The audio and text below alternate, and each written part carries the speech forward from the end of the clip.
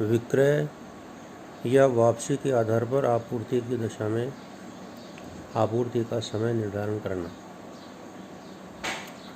विक्रेता या आपूर्तिकर्ता संभावित क्रेता को इस आधार पर माल की आपूर्ति करता है कि यदि वह माल को क्रय करना चाहता है तो निश्चित अवधि में सूचित कर दे। संपूर्ण या आंशिक माल जितना रखना चाहे रख ले तथा शेष माल वापस कर दे। यह है विक्रय या वापसी। आपूर्तिकर्ता द्वारा बीजक जारी करने के संबंध में धारा 31(7) के प्रावधान के अनुसार बीजक जारी करना आवश्यक होगा यदि आपूर्ति के समय या उससे पूर्व या आपूर्तिकर्ता के यहाँ से माल हटाने की तिथि से 6 माह, इन दो तिथियों में से जो भी पहले हो। दोबारा सुने।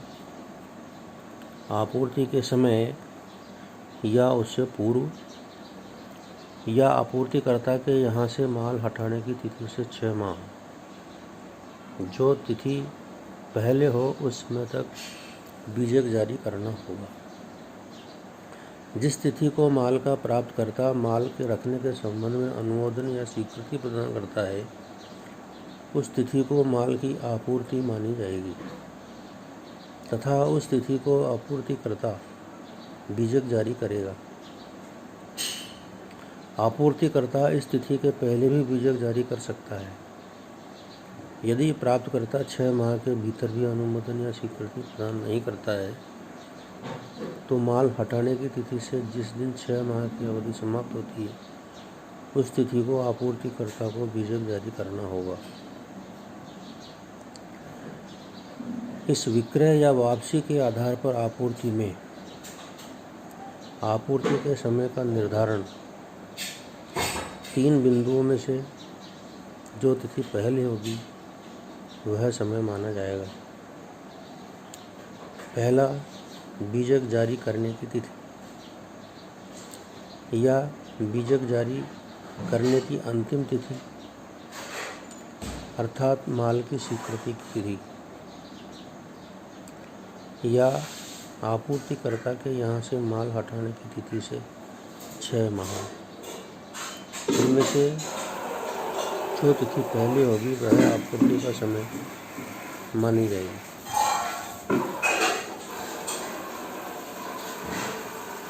मान लीजिए माल को 1 सितंबर 2018 को रिमूवल किया गया। 15 सितंबर यानी 15 दिन बाद बीजक जारी किया गया।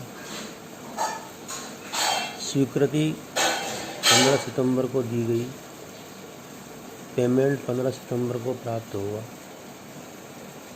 इस स्थिति में 15 सितंबर को माल की आपूर्ति का समय माना जाएगा।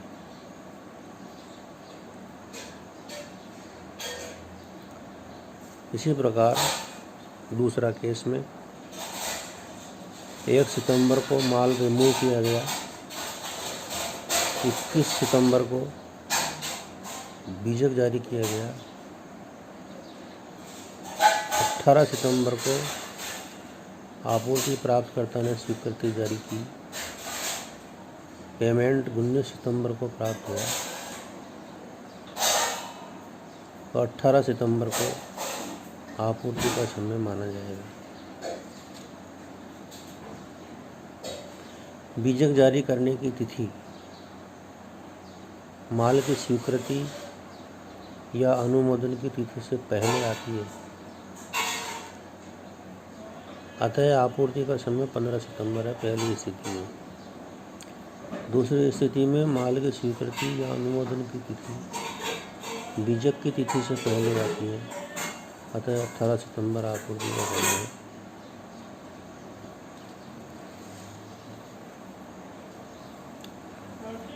इसी प्रकार तीसरी स्थिति में 1 अक्टूबर को मान लीजिए माल रिमूव किया गया 1 अक्टूबर 18। बीजक 15 मई को जारी किया गया।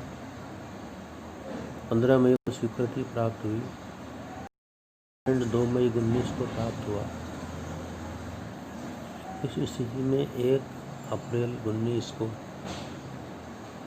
आपूर्ति का समय माना जाएगा, क्योंकि प्राप्तकर्ता ने माल हटाने की तिथि से 6 माह के भीतर अनुमोदन की कोई सूचना नहीं दी। अतः 6 माह की समाप्ति की तिथि बीजक की तिथि होगी। अतः बीजक की तिथि 1 अप्रैल 19 आपूर्ति की तिथि मानी जाएगी। अगला पॉइंट है वाउचर्स की आपूर्ति की दशा में आपूर्ति के समय का निर्धारण।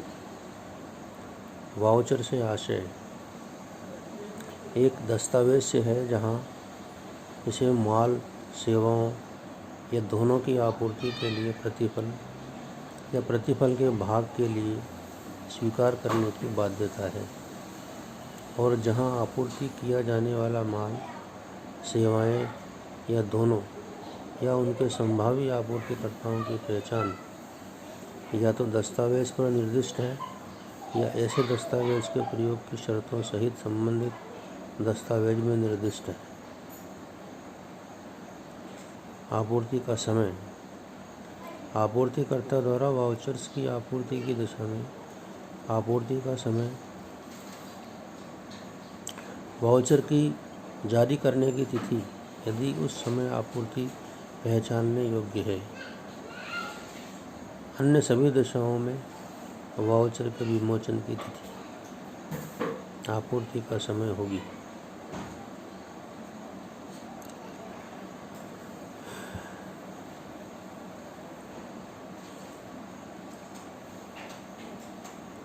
PQR लिमिटेड ने अपने कर्मचारियों के लिए तैयार पोशाक बनाने वाली एक कंपनी RST लिमिटेड से 500 रुपये वाले 80 वाउचर खरीदे, जिन पर 18 अक्टूबर 2018 अंकित है।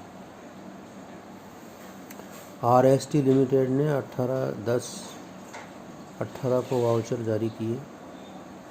वाउचर को इनके जारी करने की तिथि से 10 दिन के भीतर कभी भी RST लिमिटेड के फुटकर प्रदर्शन केंद्र से भुनाया जा सकता है। PQR लिमिटेड के कर्मचारियों ने इन वाउचर्स को 24 अक्टूबर को भुनाया। वाउचर्स की आपूर्ति का समय वाउचर्स के जारी करने का समय होगा यदि उसी समय आपूर्ति पहचानने योग्य है तो। इस मामले में माल की आपूर्ति अर्थात तैयार पोशाक वाउचर के साथ ही पहचानने योग्य तय आपूर्ति का समय RST लिमिटेड द्वारा ऐसे वाउचर्स जारी करने की तिथि अर्थात 18 अक्टूबर 18 होगी।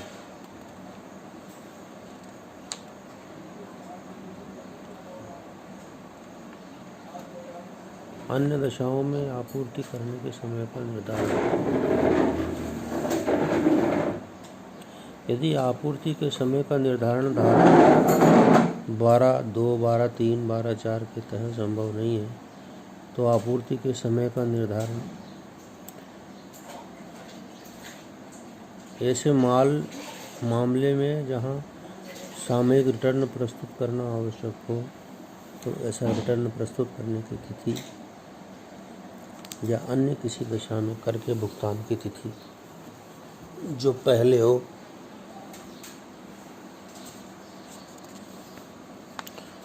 वह आपूर्ति करने का समय मानी जाएगी।